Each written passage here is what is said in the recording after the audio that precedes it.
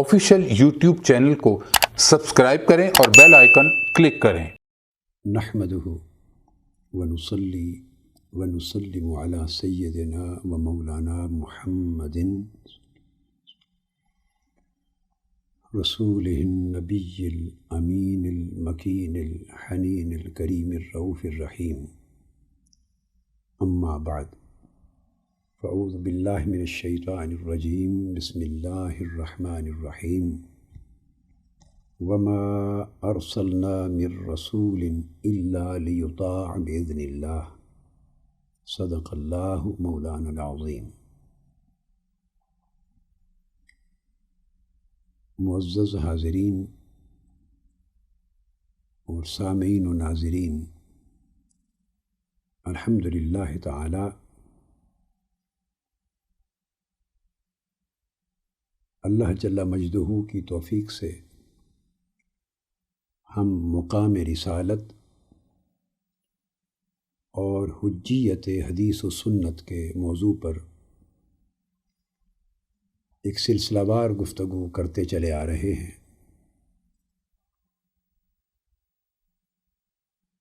اور پچھلی کئی نشستوں میں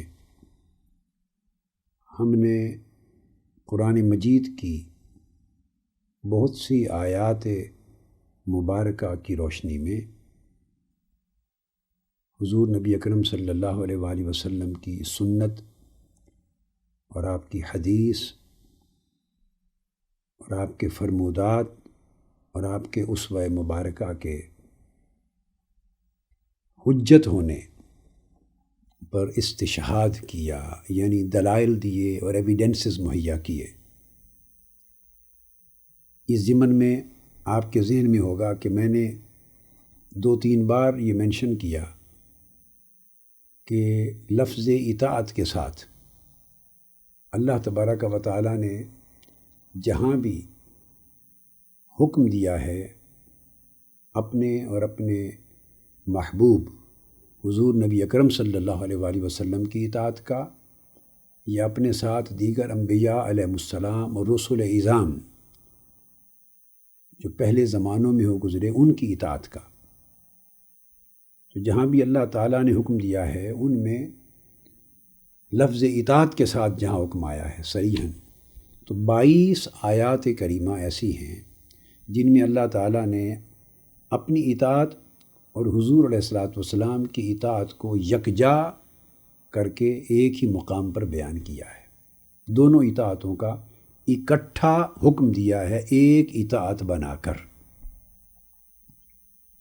اور پھر میں نے اس کا ذکر بھی متعدد بار کیا کہ علاوہ ان 22 آیات کریمہ کے کم و بیش 20 آیات ایسی ہیں جن میں اللہ تبارک و تعالی نے صرف رسول کی اور نبی کی اطاعت کا حکم دیا ہے، اس مقام پر ساتھ اپنی اطاعت کا ذکر بصراحت نہیں کیا۔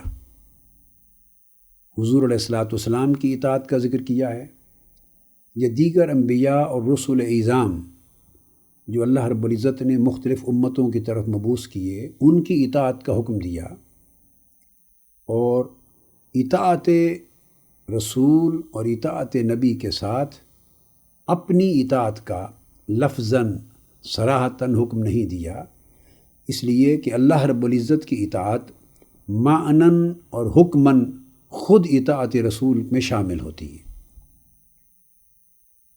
تو پچھلی نشست میں ہم نے ان آیات کریمہ کے درس کو یا ان کے مطالعہ کو مکمل کیا ہے۔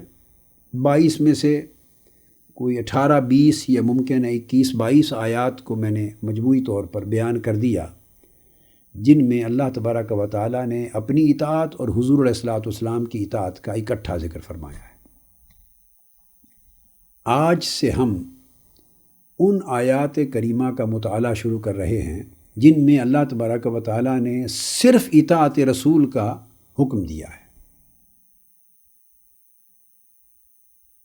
اس کا ذکر میں نے پچھلے لیکچرز میں اور پچھلے دروس میں کئی بار کیا، مگر آج ان آیات کریمہ کا بالالتزام مطالعہ شروع ہو رہا ہے کہ صرف اطاعت رسول کا حکم ہے، اور الگ سے اطیع اللہ کا حکم کہ اللہ کی اطاعت کرو یہ نہیں فرمایا گیا۔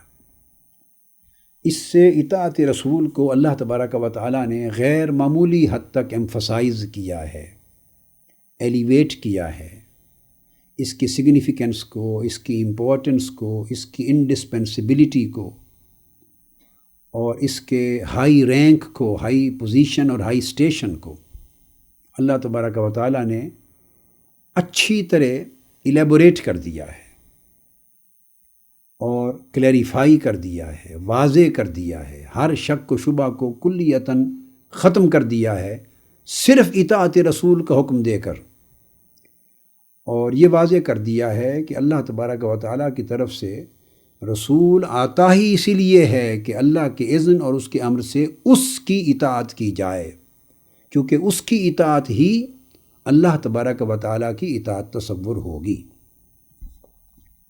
تو آج پہلی آیت کریمہ اس باب میں جس کا ذکر ہم کر رہے ہیں وہ سورہ نساء کی آیت نمبر 64 ہے۔ ویسے اسی مضمون پر یہ پورا رکوع ہے، پورا رکوع تسلسل کے ساتھ اطاعت رسول اور غلامی رسول اور حاکمیت رسول، اتباع رسول اور تحاکم الی الرسول، اسی مضمون کو پورا رکوع بیان کر رہا ہے۔ کہیں اللہ تبارک و تعالیٰ اور حضور علیہ الصلوۃ والسلام کا ذکر اکٹھا ہے، کہیں قرآن کا اور حکم رسول کا اکٹھا ذکر آیا ہے، کہیں صرف رسول اکرم صلی اللہ تعالیٰ علیہ وآلہ وسلم کا ذکر ہے، کہیں مطلقاً تصور رسالت کو بیان کرتے ہوئے اطاعت رسول کا ذکر ہے۔ الغرض ہم باقی اس رکوع کے مقامات کا مطالعہ انشاءاللہ ان آیات کریمہ کا بالتسلسل مطالعہ ختم کرنے کے بعد شروع کریں گے۔ وہ تیسرا سٹیپ ہوگا یا تیسری سٹیج ہوگی آیات قرآنی کے مطالعہ کی، الگ سے تیسری۔ ایک سٹیج ہم نے کمپلیٹ کر لی، ایج کا آغاز ایک کا دوسری کا آج کر رہے ہیں، جہاں صرف اطاعت رسول کا ذکر ہے لفظ اطاعت کے ساتھ، اور پھر تیسری سٹیج میں ہم ان آیات کا مطالعہ کریں گے جہاں حکم ہے اطاعت رسول کا، اتباع رسول کا، حاکمیت رسول کا اور تشریع رسول کی واجبی کے وجوب کا اور حجیت کا، کہ رسول جو لیجسلیٹ کرتا ہے، جو لا فارمولیٹ کرتا ہے، جو کمانڈمنٹس دیتا ہے، جو احکام دیتا ہے، جو اوامر اور نواہی رسول کی زبان سے صادر ہوتے ہیں، تو ان کی حیثیت شریعت میں اور اسلام میں کیا ہے، یہ تیسری سٹیج میں ہم ان آیات کو لیں گے۔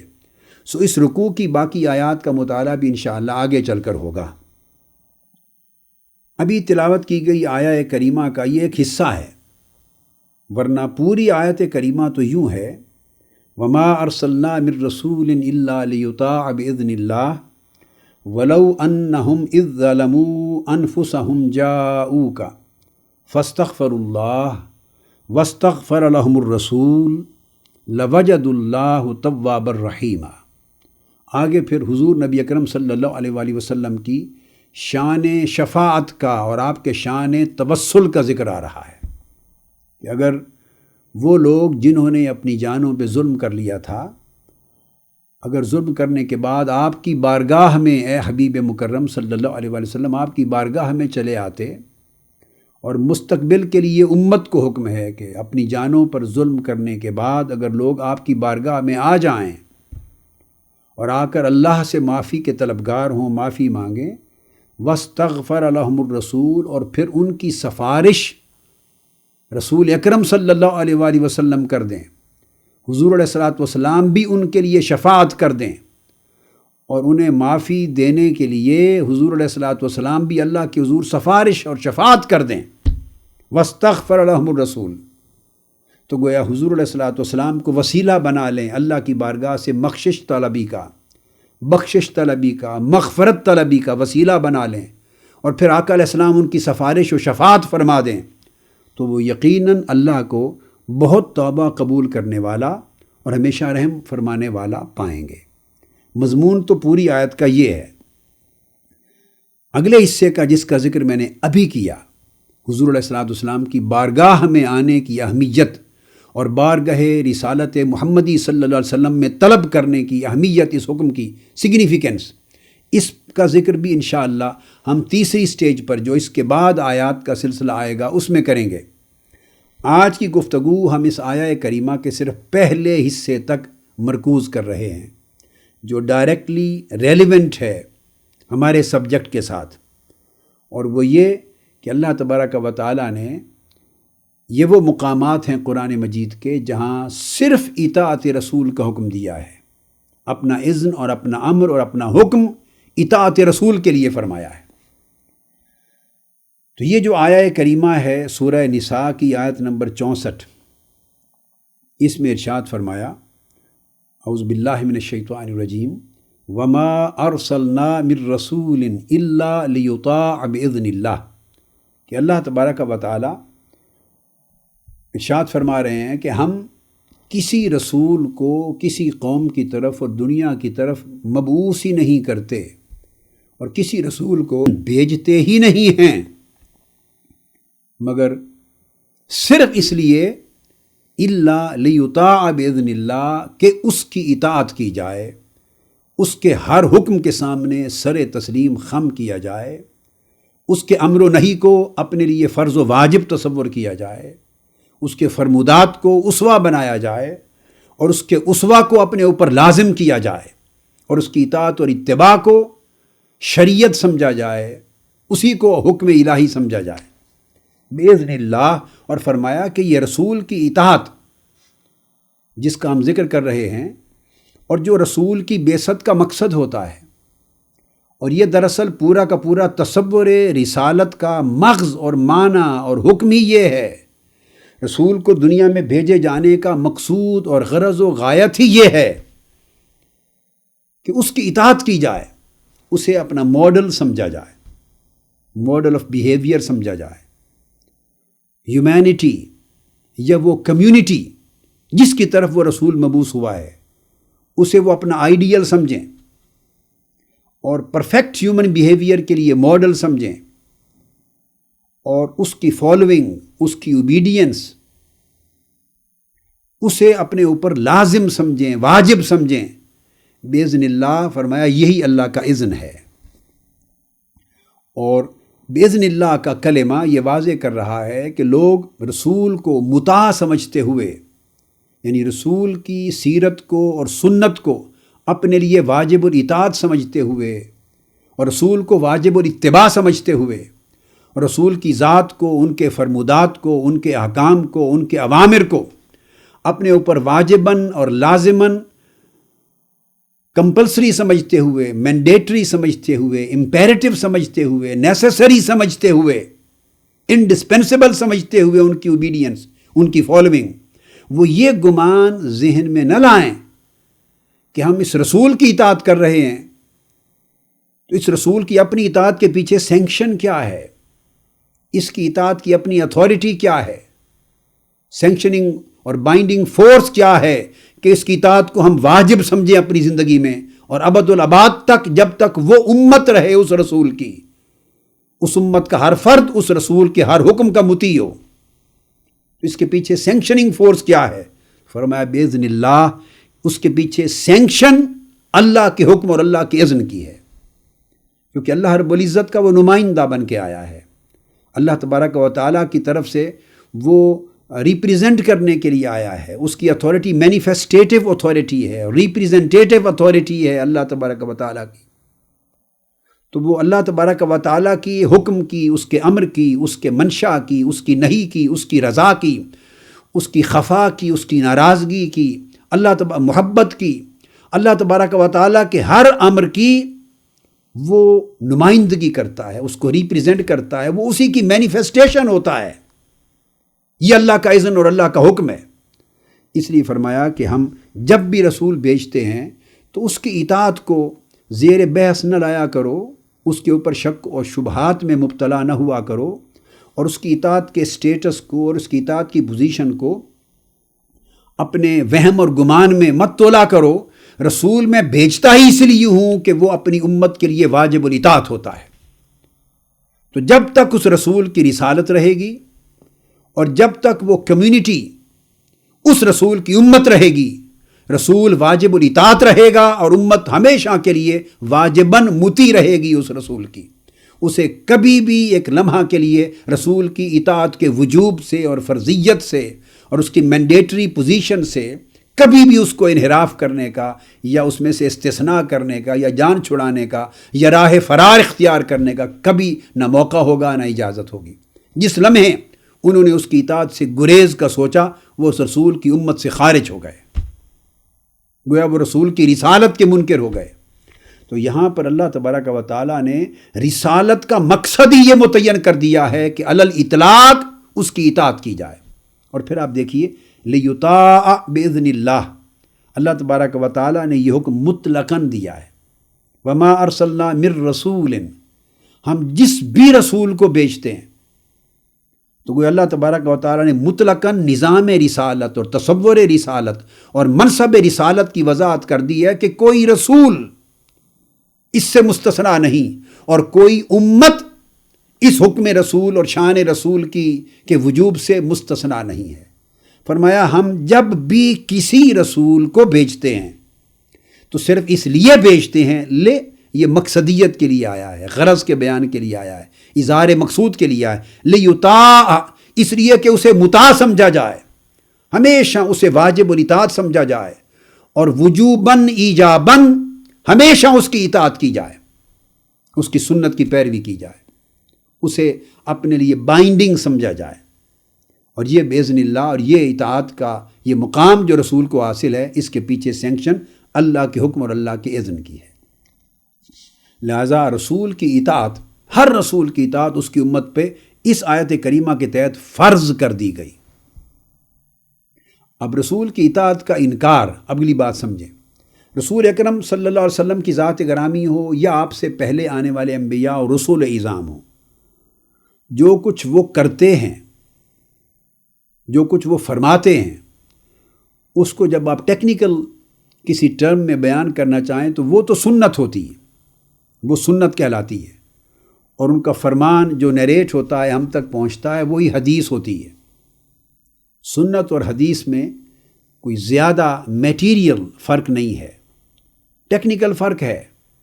اور ٹیکنیکل فرق صرف اتنا ہے کہ حضور علیہ السلام کا ارشاد گرامی یا رسول کا قول، رسول کا فعل اور عمل اور رسول کی تقریر، یعنی آپ کا اپروول، یہ جو کچھ سبجیکٹ میٹر ہے اس کو تو سنت کہتے ہیں. اور بعضوں نے رسول اکرم یا رسول صلی اللہ علیہ وسلم یا دیگر رسول اعظام، ان کے عمل کو اور ان کے فعل کو سنت کہا، مگر براڈر سینس میں قول، فعل اور تقریر سب سنت کے دائرے میں آتا ہے. اور اس لیے حدیث کی تقسیم بھی اور سنت کی تقسیم بھی یوں کی جاتی ہے کہ سنت قولی، سنت فعلی اور سنت تقریری. جو کچھ رسول کے سپیچ سے، اس کے فرمان سے ثابت ہو وہ سنت قولی ہے. جو رسول کے ایکشن سے، ایکٹ اور پریکٹس سے ثابت ہو وہ سنت فعلی، سنت عملی ہے.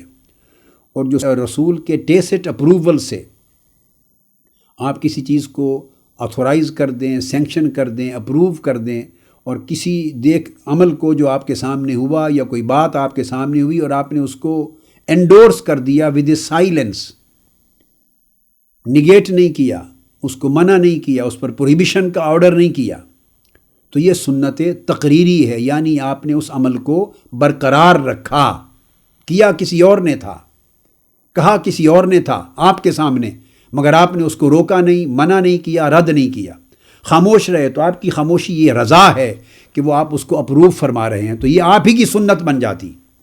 تو اس لیے سنت ہی کی تینوں قسمیں ہیں. اور حدیث کو بعض اوقات، حدیث کو ٹیکنیکلی صرف اس سنت کو نیریٹ کرنا، اس سنت کو رپورٹ کرنا، اس سنت کو ٹرانسمٹ کرنا، بیان کرنا. تو آقا علیہ السلام نے جو کچھ کیا وہ سنت ہم تک کیسے پہنچے گی؟ تو صحابہ کرام ہی نیریٹ کریں گے نا، رپورٹ کریں گے، پھر ان سے آگے پھر تابعین اور تبع تابعین، تو ایک چین آف نیریٹر ہوگا. تو یہ پورا کا پورا جو سبجیکٹ ہوتا ہے حضور علیہ السلام کی سنت کا بیان، اس کو حدیث کہہ دیتے ہیں.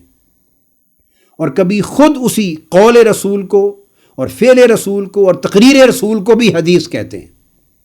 تو یہ ٹیکنیکلی یہ ایک ٹیکنیکل سائنس کے سبجیکٹ ہیں. مور اور less for all practical purposes سنت اور حدیث ایک ہی معنی میں استعمال ہوتی ہے، پریکٹیکل پرپزز.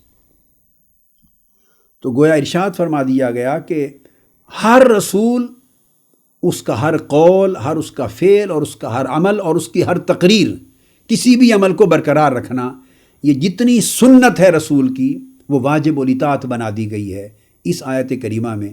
اور اس میں نہ صرف حضور نبی اکرم صلی اللہ علیہ وآلہ وسلم کی رسالت شامل ہے، بلکہ تمام رسول اعظام جو اللہ تعالیٰ نے امتوں اور قوموں کی طرف مبعوث فرمائے، تمام رسول اس میں شامل ہیں۔ یہ آیت کریمہ تو عموم کی تھی۔ تو میں عرض یہ کر رہا تھا کہ آپ کا جو قول ہے اور عمل ہے اور تقریر ہے اٹ سیلف، وہ تو کہلائی سنت۔ اس کو جب آپ کوئی نام دیں گے، عنوان دیں گے، کوئی ٹرم دیں گے اس کے لیے، اس کے کوئی نیم آپ اس کو وضع کریں گے اس کے لیے، تو وہ تو سنت کہلائے گی۔ جیسے آیات کو جب آپ نام دیں گے تو کہتے ہیں یہ قرآن ہے، یہ کتاب اللہ ہے جو اللہ نے نازل فرمائی جبرائیل امین کے ذریعے۔ اس طرح حضور علیہ السلام کے فرمودات جو آپ کے ارشادات ہیں، ان کو جب نام دیں گے، جو کچھ میٹیریل اور سبجیکٹ میٹر اس سے ملا، اس کو سنت کا ٹائٹل دیں گے۔ تو یہ تو بات ہے ٹائٹل کی۔ اب سوال ہے کہ وہ جو سنت ہے اس کی حیثیت کیا ہے امت پر وجوب میں؟ تو وہ واجب کر دی گئی اور فرض کر دی گئی۔ اب بتانا یہ چاہتا ہوں کہ سنت حضور صلی اللہ علیہ وسلم سے جو ثابت ہو، اس کا جو وجوب ہے، اس کی جو بائنڈنگ اتھارٹی ہے، اس کو فرض کا درجہ دیا گیا ہے اس آیت کریمہ نے۔ تو گویا سنت رسول کو فرض کیا ہے اللہ نے۔ یہ تھی وہ بڑی بنیادی تکنیکی بات جو سمجھانا چاہتا تھا کہ سنت رسول کو، اس کی اطاعت کو فرض کر دیا ہے اللہ تبارک و تعالیٰ نے، کہ رسول اللہ صلی اللہ علیہ وسلم نے یا رسولوں نے جو مبعوث ہوئے، انہوں نے اپنی سنت کو خود واجب قرار نہیں دیا کہ انہوں نے اپنی زبان سے اپنی سنت کو امت کے لیے واجب بنایا ہو۔ نہیں، سنت اس لیے ہے کہ انہوں نے کہا، انہوں نے فرمایا، انہوں نے کیا، انہوں نے کسی عمل اور کسی حکم کو برقرار رکھا۔ سنت کا تعلق تو صرف اتنے واقعے کی ٹرم اور اس کی ٹیکنیکل، اس کی نومنکلیچر کے ساتھ ہے، اس کے عنوان کے ساتھ ہے۔ رہ گیا کہ اس کی لیگل پوزیشن کیا ہے، اس کا لیگل ایفیکٹ کیا ہے، شریعت میں اس کا مقام کیا ہے۔ تو مقام یہ ہے کہ سنت تو رسول کی ہے، مگر اس کے وجوب کو، اس کے واجب اور اس کے مقام کو، اس کی اطاعت کو فرض کر دیا ہے اللہ تبارک و تعالیٰ نے۔ تو وہ عذر شریعت، وہ فرض ہے اس پر عمل کرنا، چونکہ قرآن میں جب اللہ کا حکم آتا ہے تو وہ فرض ہو جاتا ہے۔ اللہ کی اطاعت کرو، سو اطاعت الہی فرض ہوئی۔ کس حکم کے تحت؟ اللہ تبارک و تعالیٰ کے اس حکم کے تحت کہ اللہ کی اطاعت کرو۔ اسی طرح واطیعوا الرسول، اور رسول کی اطاعت کرو، یہ بھی فرض بن گئی۔ کیسے؟ کہ اس کے لیے بھی اسی طرح اللہ کا حکم ہے جیسے اللہ رب العزت کا حکم اس کی اپنی اطاعت کے لیے تھا۔ تو اطاعت رسول بھی فرض ہوئی جیسے اطاعت الہی فرض ہے۔ تو دونوں کی فرضیت میں اصلاً کوئی فرق نہ رہا، دونوں کے وجوب میں اصلاً کوئی فرق نہ رہا۔ یہ سٹیٹس الگ ہے جس کا میں نے ذکر کیا کہ قرآن کا درجہ اول ہے چونکہ وہ کلام الہی ہے، اور سنت رسول کا درجہ اس کتاب اللہ کے بعد ہے چونکہ وہ سنت رسول ہے۔ یہ ایک انٹرنل گریڈیشن ہے، انٹرنل گریڈیشن ہے، درجہ بندی ہے۔ رہ گیا یہ تعلق کہ ان کا سٹیٹس ہمارے لیے کیا ہے بطور امتی۔ امت کے لیے تو اللہ تبارک و تعالیٰ نے جس طرح اپنے حکم کی اطاعت کو فرض کر دیا ہے، اسی طرح حکم اور فعل رسول کی اطاعت کو بھی فرض کر دیا ہے، ایک ہی کیٹیگری بنا دی ہے۔ ابھی تک ہم 22 آیتوں کا اس لیے تو مطالعہ کر چکے ہیں قرآن مجید نے کہ اللہ نے اپنی اطاعت اور رسول کی اطاعت کو ایک ہی درجے میں، ایک ہی پلڑے میں رکھ دیا ہے تاکہ ان کی وجوب میں اور ان کی فرضیت میں اصلاً کوئی فرق نہ رہے۔ لہٰذا یہ کہنا کہ قرآن ہمارے لیے کافی ہے اور رسول کی حدیث و سنت کافی نہیں یا ضروری نہیں، تو یہ دراصل ڈائریکٹلی قرآن کا انکار ہے اور یہ عقیدہ سراسر کفر ہے۔ اس بات کے کہنے کے بعد انسان کا ایمان ہی نہیں بچتا۔ یہ محض کوئی فیشن کی بات نہیں، جیسے آج کے لوگ کوئی نئی بات کہہ کے سمجھتے ہیں کہ ایک نیا فیشن ہے، نئی تھاٹ ہے، نیا فکر ہے۔ بدقسمتی سے ہم اتنے فیشن پرست ہیں کہ ہر وہ بات جو نئی لگے، جو کسی کو، جو ٹریڈیشن سے ہٹ کرو، جو روایت سے ہٹ کرو، اور جو عامت الناس یا امت مسلمہ کے بالعموم سواد اعظم کے عقیدہ سے ہٹ کرو، اور ایک نئی بات ہو جو ایک اچنبے کی بات، انوویشن لگے، وہ بھی ایک فیشن بن گیا ہے کہ اس کو عقیدے میں، بھئی ہر چیز میں اپنی انوویشن کرتے رہیں. لباس اگر آپ کے بدلتے ہیں ایک دائرے کے اندر جو بیہودگی کی حد میں نہ داخل ہو جائے اور سطر پوشی میں رہے تو یہ فیشن ہے, آپ اڈاپٹ کریں. گھروں کے فیشن بدلتے ہیں, آپ نئے نئے آرکیٹیکچرل ڈیزائن لے آئیں, فیشن بدلیں, کوئی حرج نہیں ہے, دین اس سے منع نہیں کرتا. گاڑی کے نئے نئے ماڈلز آتے ہیں, آپ کے فیشن بدلتے ہیں, بدلیں, کوئی فرق نہیں پڑتا. پین نئے ماڈل کا آ جائے آپ لیں, بے شک 100 بار لیں, کوئی فرق نہیں. فرنیچر کے ماڈل بدل جاتے ہیں, نیا فیشن آ گیا, 100 بار کریں, شریعت اس میں دخل اندازی نہیں کرتی. اس کے بعد پھر آپ کے کالرز کے فیشن آ گئے, جی اب اس کلر اس قسم کے ہیں, اب اس کلر کے آ گئے ہیں, گھر کے رنگ آ جاتے ہیں, فرنیچر کے رنگ آ جاتے ہیں, اس طرح برتنوں کے مختلف ڈیزائن سٹائلز آتے رہتے ہیں, بدلیں. یہ وہ چیزیں زندگی کی وہ ہیں جن میں فیشن آپ بدلتے رہیں تو فرق نہیں پڑتا, بشرطے کہ ساری چیزیں ایک شرافت کے دائرے میں ہوں, ایک وقار کے دائرے میں ہوں, متانت کے دائرے میں ہوں, حجاب کے دائرے میں اور سطر کے دائرے میں ہوں. تو یہ فیشن اٹسیلف اسلام کسی بنیادی طور پہ فیشن کے تصور کا مخالف نہیں ہے, بشرطے کہ فیشن کی کچھ لیمیٹیشنز ہونی چاہیے. ایسا نہ ہو کہ فیشن لیس ہو جائے, کہ وہ بھی لمٹ لیس ہو جائے, اتنا ایبسلیوٹ ہو کہ حد ہی کوئی نہ رہے اور سطر ہی ختم ہو جائے اور حجاب ہی ختم ہو جائے اور حیا بھی ختم ہو جائے. اس کی اجازت نہیں ہے. تو ان حدود کے اندر آپ جو فیشن چاہیں اڈاپٹ کریں, مگر عقیدے میں کبھی نیا فیشن شامل نہ کریں. ایک نئی بات کہیں کہ جو پورے سواد اعظم کے عقیدے سے ہٹ کرو, امت مسلمہ کی پوری صدیوں کی ٹریڈیشن سے ہٹ کرو, اور تاریخ سے پوری ہٹ کرو, اور ائمہ کی اور اسلاف کی اور اکابر کی پوری ٹریڈیشن سے ہٹ کرو. جب یہ کہیں گے تو یہ کفر کی طرف آپ کو لے جائے گا, گمراہی کی طرف لے جائے گا, اور ضلالت ہو جائے گی, گمراہی بن جائے گی. تو لہٰذا عقیدے میں اور ایمان میں فیشن نہیں چلتا. فیشن سے میری مراد کو نئی بات ایسی کھڑی کر دینا, وہ بدعت بن جائے گی کہ دین کی اصل کے خلاف ہو جائے گی. لہٰذا جب دین کی بات ہو اور عقیدے کی بات ہو تو اس میں ٹریڈیشن کو فالو کرنا چاہیے. عقیدہ بچتا ہی ٹریڈیشن سے ہے. اسی لیے تو قرآن مجید نے سورہ بقرہ کی ابتدا میں ہی ایمان کی تعریف کرتے ہوئے پہلی بات ہی یہ متعین کر دی ہے, الذین یؤمنون بالغیب. متقی لوگ وہ ہیں جو بن دیکھے ایمان لاتے ہیں, اور بن دیکھے ماننا یہ ٹریڈیشن کی خوبی ہے. So you have to be traditionalist as well as rationalist. تو ایمان بچتا ہے ٹریڈیشن سے, ریشنلزم سے ایمان نہیں بچتا, یاد رکھ لیں. ایمان کبھی ریشنل پر اور ریشنلزم پر ایمان قائم نہیں ہے. ایمان قائم ہے فیتھ ان انسین پر, بالغیب بن دیکھے ماننے پر. تو اب آپ سوال کریں گے کہ بن دیکھے ماننا تو ایمان ہوا, تو پھر اسلام کے ساتھ ریشنلزم کا تعلق کیا ہے؟ ریشنلزم کا ریلیونس اس کے بعد ہے, to understand your faith. What is the reason behind that? What is the philosophy behind that faith? What is the rationale behind in that faith? So what is the common sense which prevails in that faith? تو یہ rational ہے, common sense ہے. What is the reasoning? اس reasoning کو سمجھنا, اس wisdom کو سمجھنا, اس rational کو سمجھنا, اس سینس کو سمجھنا جو اس کے اندر اللہ نے قائم کی ہے, اس کو سمجھنا, یہ ریشنلزم ہے, یہ انڈرسٹینڈنگ ہے, اس کی وزڈم کو پانا. مگر یہ کہ ایمان کی بنیاد ریشنل پہ رکھ دی جائے, اپنی ریشنلزم پر, تو ریشنلزم تو خود کریشن ہے آپ کی عقل کی. تو آپ لوٹ جائیے میرے ان ابتدائی لیکچرز پر. جب میں نے یہ موضوع شروع کیا تو ابتدائی 10-15 لیکچر, 18 لیکچرز تک کم و بیش میں نے اس سبجیکٹ پر دی ہے, 18 کے قریب لیکچرز, جس میں میں نے تعلق بیان کیا ہے عقل کا اور حواس کا اور ریشنلزم کا اور کریٹیسزم کا. تو عقل تو ایک محدود چیز ہے, اور ایمان تو دراصل ان حقائق سے متعلق ہے جہاں تک عقل کی پرواز ہی نہیں ہے. وہ حقائق عقل کے ادراک میں ہی نہیں ہیں. وہ حقائق نہ عقل کے پرسیپشن میں ہیں, نہ عقل کے کنسیپشن میں ہیں. وہ ورائے طبیعیات ہے, وہ ورائے عقل ہے, ورائے حواس ہے, ورائے وجدان ہے. وہ حقائق ما بعد طبیعی حقائق ہیں, میٹافزیکل حقائق ہیں. ان کو تو حواس بھی نہیں پا سکے. جب حواس ادراک نہیں کر سکے, حواس کا پرسیپشن نہیں جب مل سکا, تو عقل کا کنسیپشن کیسے قائم ہوگا؟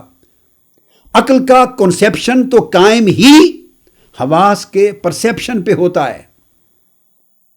حواس جو کچھ پرسیو کرتے ہیں، فائنڈنگز ہوتی ہیں، اسی کے فیلنگز عقل کو جاتی ہیں، اور عقل انہیں ترتیب دے کر، آرگنائز کر کے، ڈسپلن کر کے علم کو وجود دیتا ہے، کنسیپشن وجود میں آتا ہے۔ یہاں سے پھر آپ کی ریشنلزم شروع ہوتی ہے۔ تو ریشنلزم تو ڈیمانڈ کرتی ہے ریشنل کنسیپشن پر، انٹلیکچوئل کنسیپشن پر، اور انٹلیکچوئل کنسیپشن ریلائی کرتا ہے ہمارے حواس کے، سینسز کے پرسیپشن پر۔ تو وہ حقائق جنہیں نہ پرسیپشن پہنچ سکے، جنہیں نہ ریشنل اور انٹلیکچوئل کنسیپشن پہنچ سکے، ان کو ریشنلزم کی بنیاد پر اور کریٹیکل ریشنلزم کی بنیاد پر اور کریٹیکل ریشنل انالیسس کی بنیاد پر ان کے حق کو باطل ہونے کو پرکھنا، اس کا مطلب ہے کہ آپ اللہ اور اللہ کے رسول کے دیے ہوئے دین کو اپنی ناقص، محدود اور اندھیری عقل کی بنیاد پر اس کی سچائی کا فیصلہ کر رہے ہیں۔ یہ کفر ہے۔ یہی فرق ہے کفر کا اور اہل ایمان کا، اور ایمان کا جو انبیاء اور رسول لے کر آئے ہیں دین۔ لہذا ریشنلزم کا ریلیونس اس وقت شروع ہوتا ہے جب آپ مومن ہو جاتے ہیں، اور مومن ہونے سے پہلے اپنے فیصلوں کی بنیاد اگر آپ کریٹیکل ریشنلزم پہ رکھیں گے تو سوائے کفر کے آپ کے ہاتھ میں کچھ نہیں آئے گا۔ یہ پورا میسج میں آج کی اس نوجوان نسل کو دے رہا ہوں جو یونیورسٹیز میں پڑھ رہی ہے، جو کالجز میں پڑھ رہی ہے، میچور ہو گئے ہیں، جو سائنسز پڑھتے ہیں، فلسفی پڑھتے ہیں، لاجک کے حوالے سے سوچتے دیکھتے ہیں، اور بدقسمتی سے چونکہ ان کے پاس لمیٹیشنز نہیں رہیں، بیسک نالج نہیں رہا، اور جن سورسز سے وہ نالج گین کرتے ہیں وہ سورسز خود گمراہ کرنے والے ہیں۔ یہ ان کے لیے بطور خاص میرا میسج ہے۔ تو اللہ تبارک و تعالیٰ نے جو بنیادی تصور دیا، تو میرے پہلے 18 لیکچرز اگر آپ نے ٹی وی پر براہ راست سننے کا موقع نہیں ملا تو ان کے DVD اور CDs کہیں سے لے لیں، ادارہ منہج القرآن سے لے لیں، جس پہ 18 لیکچرز میں نے ریشنلزم پر دیے ہیں، انٹلیکچوئلزم پر دیے ہیں، اور پورا critical, scientific, philosophical, logical analysis کیا ہے، اور ریلیشن شپ بیان کی ہے میں نے پورے حواس کی اور عقل کی اور وجدان کی اور قلب کی، اور پورے نالج کی اقسام، اور پھر میں وحی کی طرف اور نبوت اور رسالت کی طرف آیا ہوں۔ تو وہ کیسٹس اور CDs یا DVDs لے، وہاں سنیں، تاکہ آپ کو کنسیپچول کلیئرٹی ہو کہ رسول کو واجب الاطاعت کیوں بنایا گیا ہے۔ اس لیے کہ رسول کا جو علم ہے وہ مبنی بر وحی ہے، مبنی بر عقل نہیں ہے، مبنی بر حواس نہیں ہے۔ اور جہاں حواس، عقل اور وجدان ناکام ہو گئے تھے، اور ان کا ادراک جہاں پر جواب دے گیا تھا، اور جن حقائق کے بارے میں وہ خود بے خبری کا اعتراف کر گئی تھی، حواس نے بھی ہاتھ اٹھا لیے تھے، سرنڈر کر دیا تھا، عقل نے بھی سرنڈر کر لیا تھا کہ یہ وہ حقائق ہیں کہ میں ان کے ادراک کی گرد کو بھی نہیں پہنچ سکتی۔ تو ان حقائق کی خبر دینے کے لیے، وہ غیبی حقائق ہیں، ان کی خبر دینے کے لیے نبی اور رسول آتا ہے، اور جس علم کی بنیاد پر نبی اور رسول خبر دیتا ہے وہ علم وحی ہے، وہ علم بالغیب ہے، اور وہ اسے اللہ دیتا ہے جو خالق کائنات ہے۔ اس لیے رسول اور نبی کے علم کو چیلنج نہیں کیا جا سکتا، کیونکہ چیلنج کیسے؟ چیلنج تو کریں گے پھر آپ اپنی عقل سے، تو چیلنج تو ایک ہی سطح کی چیزوں کا ہوتا ہے نا۔ آپ چیلنج کریں گے یا اپنی سملر لیول کی کسی چیز کو، یا اپنے سے لوور لیول کی کسی چیز کو۔ جو چیز آپ سے ہائر ہے اسے کیا چیلنج کریں گے؟ جس کو آپ سمجھ ہی نہیں سکتے اسے کیا چیلنج کریں گے؟ جو آپ کے ادراک اور فہم اور بصیرت سے بھی ماورا ہے اسے کیا چیلنج کریں گے؟ چونکہ آپ تو خود سمجھ ہی نہیں رہے اس کو، جس کی آپ کو سمجھ ہی نہیں اس کو کیا چیلنج کریں گے؟ تو میں نے اس کے اوپر اوائل لیکچرز میں مثالیں دی تھیں۔ آپ تو ABC ان لیٹرز کو چیلنج نہیں کر سکتے، حالانکہ یہ نیری ٹریڈیشن ہے، اس میں کوئی ریشنلزم نہیں ہے۔ اگر آج آپ سے میں کہہ دوں کہ A کو B کیوں نہیں کہتے، C کو L کیوں نہیں کہتے، L کو M کیوں نہیں کہتے، Z کو X کیوں نہیں کہتے، Y کو O کیوں نہیں کہتے، why are these letters, these normal، کیوں؟ why A B C D، یہ ترتیب کیوں ہے؟ ان کے یہ نام کیوں ہیں؟ نام بدل دو، آپ کہیں گے نہیں۔ اگر میں کہوں ترتیب بدل دیں، A D F B L X Y Z O M P، یوں ترتیب بنا دیں، آپ کہیں گے نہیں۔ میرا کوشچن ہے کیوں؟ کیا ریشنل جواب ہے آپ کے پاس؟ ریشنلزم کیا کہتی ہے؟ ریشنلزم سرنڈر کر جاتی ہے، وہ آپ کو ٹریڈیشنلزم کا راستہ دکھاتی ہے، ٹریڈیشن بتاتی ہے۔ وہ کہتی ہے نہیں، ٹریڈیشن یہ ہے، جو بانی ہیں، فاؤنڈر ہیں اس لینگویج کے، انہوں نے ترتیب یہ دی ہے، لینگویج بنانے والوں نے یہ بتایا ہے، ان لیٹرز کے یہ نام انہوں نے رکھے ہیں جنہوں نے زبان بنائی تھی۔ تو آپ زبان بنانے والوں کے بنائے ہوئے قواعد کو چیلنج نہیں کر سکتے، تو اس کے قواعد کو چیلنج کرتے ہیں جس نے آپ کو بنایا ہے اور ساری کائنات کو بنایا ہے۔ کتنے افسوس کی بات ہے، یہ زبان کے بانے والے جو خالق ہیں زبانوں کے، ان کو چیلنج نہیں کر سکتے، اور جو خالق کائنات ہے اس کے علم اور وحی کو اس کے نبی اور رسول کے علم کو چیلنج کرتے ہیں۔ یعنی تھوڑا سوچئے کتنا ارریشنل ہے، جس کو ہم ریشنلزم سمجھتے ہیں وہ خود ارریشنلزم ہے۔ اسی طرح میں نے آپ سے کہا تھا کہ یہ بے شمار چیزیں ہیں، فنڈامنٹل پرنسپلز ہیں اور میتھمیٹیکل پرنسپلز ہیں، سائنٹیفک پرنسپلز ہیں، فارمولاز ہیں، مختلف نام آپ نے سائنس کیمسٹری میں دیے ہوئے ہیں مختلف عناصر کے لیے، سمبلز دیے ہوئے ہیں، پھر فارمولاز دیے ہوئے ہیں، پھر میتھمیٹیکل فارمولاز ہیں، پھر کیمسٹری کے فارمولاز ہیں، پھر فزکس کے فارمولاز ہیں، جس کے اوپر پورا کا پورا آپ کا علم اور تصور قائم ہوتا ہے۔ تو آپ کچھ بیسکس کے بعد آگے چلتے ہیں۔ بیسکس کو کبھی آپ نے ریشنلی نہیں مانا، وہ ٹریڈیشن سے مانا ہے۔ بیسکس کی بات کر رہا ہوں۔ مثلا آپ کسی کو Na کا نام دیتے ہیں، یہ سوڈیم ہے، پوٹاشیم کے لیے کوئی لیٹر یوز کرتے ہیں، سلور کے لیے کوئی لیٹر یوز کرتے ہیں، گولڈ کے لیے کوئی لیٹر یوز کرتے ہیں، واٹر کے لیے کوئی لیٹر یوز کرتے ہیں، اس کو H2O کہتے ہیں، ہائیڈروجن کے لیے H ہے، اس کو 2 ہیں۔ یہ تو چلو H2O تو پھر ایکسپیرینس کے ساتھ آ کے بنا، مگر بنیادی طور پر بیسکس جو کنسیپٹ ہیں جو ان سے بھی پہلے بدیہی ہیں، ان کو آپ چیلنج نہیں کرتے، کیونکہ یہ نام جو رکھ دیے گئے، میں نام بیسک پوسٹولیٹس کہلاتے ہیں، بیسک فارمولاز ہیں، یہ پوسٹولیٹس ہیں، بیسک فنڈامنٹلز ہیں، یہ سارے آپ قبول کرتے ہیں جسٹ ٹریڈیشن کے طور پر، اور ساری دنیا قبول کرتی ہے، خواہ وہ امریکنز ہیں، خواہ وہ برٹش ہیں، خواہ وہ یورپینز ہیں، وہ سارے لینگویج کے اور اپنے گرامیٹیکل پرنسپلز ہیں۔ آپ ہی کے ساتھ لکھیں گے he is doing so and so, he was doing so and so. اب میں آپ سے کہتا ہوں، آپ کہیں he am doing this and that, آپ کہیں گے دیٹس رانگ، میں کہوں گا کیوں؟ از اور واز لگ سکتا ہے، ایم کیوں نہیں لگ سکتا؟ آپ جھٹ کہیں گے نہیں جی ایم تو آئی کے ساتھ لگتا ہے، میں کہوں گا آئی آر ایٹنگ، آپ کہیں گے آپ غلط انگلش بول رہے ہیں، ہونا چاہیے آئی ایم ایٹنگ۔ میں کہوں گا we am doing this, we am writing, آپ کہیں گے غلط بول رہے ہیں، کیوں؟ وی کے ساتھ آر لگتا ہے جی، آئی کے ساتھ ایم۔ کس ریشنلزم کی بنیاد پر یہ آپ نے طے کر رکھا ہے؟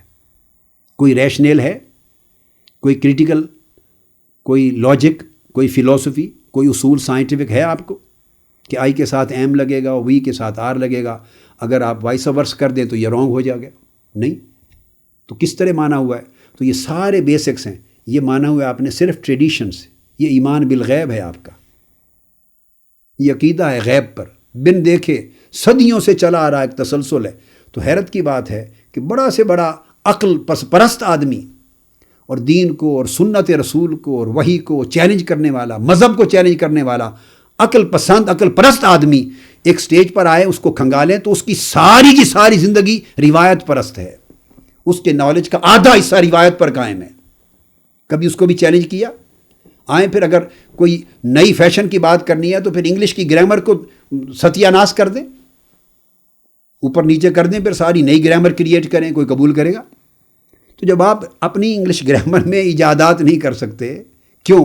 اس لیے کہ جنہوں نے بنائی ہے انہی قواعد کا احترام کرنا، ان کو ماننا ٹریڈیشن کے طور پہ، اس کے بعد آپ کی ریشنل آگے چلے گی کہ کیا رائٹ ہے اور کیا رانگ ہے۔ رائٹ اور رانگ کا فیصلہ اس کے بعد آگے شروع ہوگا۔ جب آپ عبارت لکھیں گے تو رائٹ رانگ کا فیصلہ کریں گے کہ وہ جو بیسک فارمولاز اور پوسٹولیٹس ہیں اور جو گرنڈ نارمز ہیں اور بیسک پرنسپلز ہیں لینگویج کے، لنگوسٹک یا گرامیٹیکل، آیا اس کے مطابق لکھا گیا ہے یا اس کے خلاف؟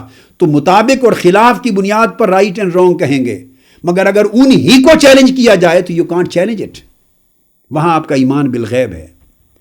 تو جب آپ اپنی زندگی میں ایمان بالغیب کے بغیر کوئی چارہ کار نہیں ہے اور کسی علم کے اندر چارہ کار نہیں، خواہ وہ کوئی علم اور کوئی فن ہو دنیا کا، تو اسی طرح یہ جو وحی کے ذریعے علم آتا ہے، نبوت اور رسالت کے ذریعے جو کچھ ملتا ہے، وہ بیسک پوسٹولیٹس ہوتے ہیں، گرنڈ نارمز ہوتے ہیں، وہ فنڈامنٹلز ہوتے ہیں، چونکہ اللہ کی وحی کے ساتھ اللہ کا نبی اور رسول بولتا اور بتاتا ہے، لہٰذا وہ چیلنجیبل نہیں ہوتا۔ اس کے بعد چیلنج کیا جاتا ہے کہ جو اس کے مطابق ہے وہ درست ہے، جو مخالف ہے وہ غلط ہے۔ رائٹ اینڈ رانگ کا فیصلہ بعد میں ہوتا ہے۔ یہ ریشنل ہے، اس سے آگے ایک مثال دے دیتا ہوں. اس لیے اللہ نے فرمایا کہ رسول کو اسی لیے بھیجا جاتا ہے کہ اس کو جسٹ پرفیکٹ ماڈل سمجھ لیا جائے, پرفیکٹ ماڈل, آئیڈیل سمجھا جائے, اس کے ہر حکم کو, ہر عمل کو, ہر فعل کو, ہر تقریر کو واجب اور اطاعت جانا جائے اور کبھی چیلنج نہ کیا جائے. یہ رسالت ہے, یہ پروفیٹہڈ اور میسنجرشپ ہے. میں اس سے آگے ایک مثال آج کی گفتگو کے آخر میں دیتا ہوں, بڑی آسانی سے ہر ایک کو سمجھ آ جائے گی. اب ہماری سوسائٹی میں مسلمانوں کو, میں مسلمان نوجوانوں کو بات بتا رہا ہوں, اپنی جنریشنز کو, نان مسلمز کے لیے نہیں, جہاں حلال اور حرام کا کنسیپٹ نہیں ہے اور نکاح کا کنسیپٹ اور یہ نکاح سے پیدا ہونا یا حرام کے رشتے سے کنسیپٹ نہیں. میں صرف مسلمانوں کو بتا رہا ہوں, بچوں کو. کویسچن یہ ہے کہ یہ تو سمجھ میں ہے نا کہ یہ حلال کا رشتہ ہے اور یہ حلالی ہے اور یہ حرامی ہے. تو جتنے ہم لوگ ہیں, ہم سارے جو اپنے آپ کو حلالی سمجھتے ہیں کہ اپنے باپ کا نطفہ ہیں, تو یہ اس کی دلیل کیا ہے آپ سب کے پاس اور ہمارے پاس؟ ہر شخص سے میرا سوال ہے کہ آپ اپنے باپ ہی کے نطفے ہیں, کیا دلیل ہے؟ کسی نے جینز کا ٹیسٹ تو کروایا نہیں ہے, ڈی این اے کا ٹیسٹ تو کروایا نہیں. وہ تو ڈی این اے کا ٹیسٹ ہو جائے تو چلو بات کنفرم ہو گئی. تو یہاں تو کوئی کرواتا ہے ڈی این اے کا ٹیسٹ, اور ڈی این اے کے ٹیسٹ کروائے بغیر ساری کی ساری سوسائٹی مسلمان بچوں کی اور بچیوں کی کس کے بیٹے ہیں جی؟ فلاں کے بیٹے ہیں. کیا دلیل ہے؟ بعض کو شکلیں بھی نہیں ملتی ہوتی. کتنے بیٹے بیٹیاں جن کی شکل اپنے باپ سے ملتی؟ میرا خیال ہے نصف سے زیادہ بچوں کی, یا مے بی 75-80% کی شکلیں نہیں ملتی, فیچرز بھی نہیں ملتے. کوئی کہیں ماں کی طرف سے جا ملتا ہے, کوئی باپ کی طرف سے کسی کے ساتھ جا ملتا ہے, کوئی مکسڈ ہوتا ہے. لیکن سٹل ہر کوئی کہتا ہے جی میں فلاں کا بیٹا ہوں. یہ جو ہر کوئی کہتا ہے جی آپ کس کے بیٹے ہیں؟ فلاں کے بیٹے ہیں. یہ فلاں کے بیٹے کس ریشنلزم کی بنیاد پہ آپ اس کو مانتے ہیں؟ دس از ٹریڈیشن اینڈ ایمان بالغیب. آپ کو ماں باپ نے بتا دیا, ماں نے بتایا کہ اپنے باپ سے ہو, ماں نے بتا دیا کہ تم اپنے باپ سے ہو. اب یہ صرف ماں کی صداقت پر اعتماد کر لیا. آپ کا ایک اعتماد ہے کہ ماں سچی ہے. اللہ بہتر جانے آپ کس سے ہیں, لیکن چونکہ ماں نے کہا کہ آپ اپنے باپ سے ہیں, تو آج تک یہ ساری سوسائٹی کا ہر فرد سمجھتا میں حلالی ہوں. تو ہمارا تو حلالی ہونا بھی صرف ماں کی روایت پر, ماں کے قول پر اعتماد کی بنیاد پر ہے. unless you go for a DNA test.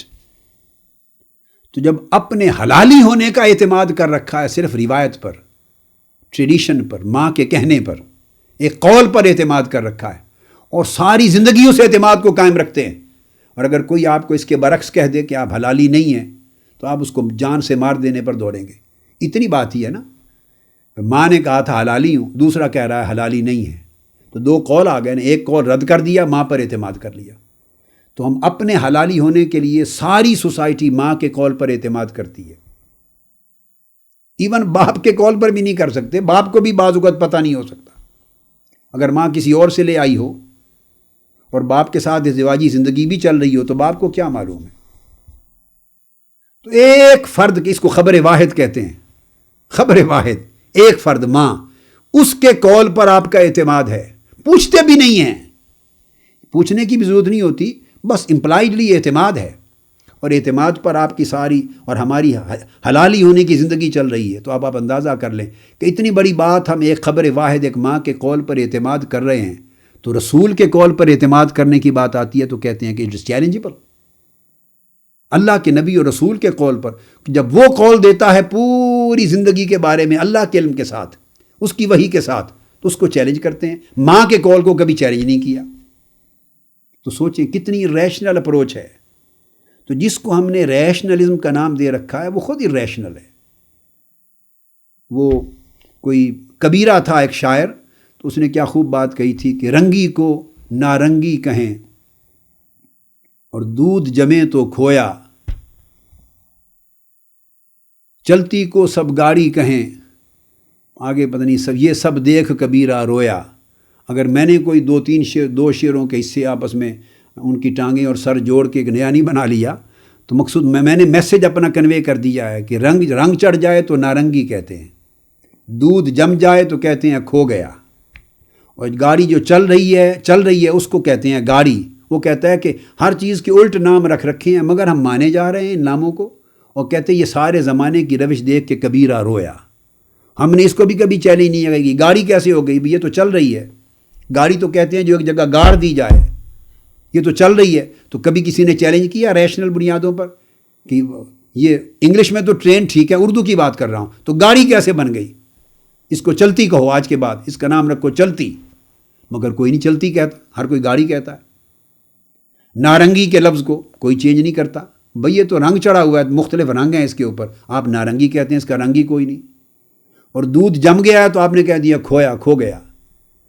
تو یہ آپ یعنی زندگی میں نے ایسے چند ایک سادہ سی مثالیں اس لیے دیں تاکہ یہ میسج بڑی ڈیپتھ تک ایک عام کامن آدمی کی بھی سمجھ میں آ سکے کہ یہ جو ہر چیز کو نام نہاد ریشنلزم اور کریٹیکل انالیسس کی بنیاد پہ پرکھنا، یہ عادت ہی ارریشنل ہے، اور یہ عادت خود نان سینس ہے، یہ سینس نہیں ہے.